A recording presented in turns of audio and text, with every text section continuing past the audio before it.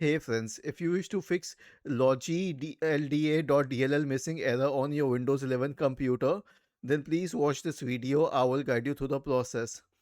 So we can search for Microsoft C++ redistributable in the Windows search bar.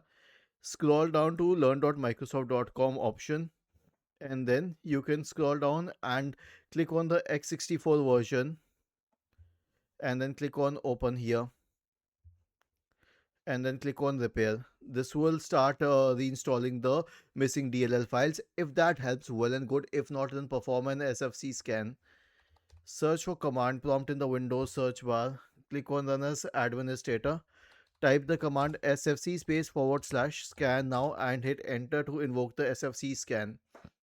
Was this helpful? If yes, then please subscribe to the channel. If not, then let us know in the comment section of the video on how we could help you further. Thank you for watching this video and have a nice day.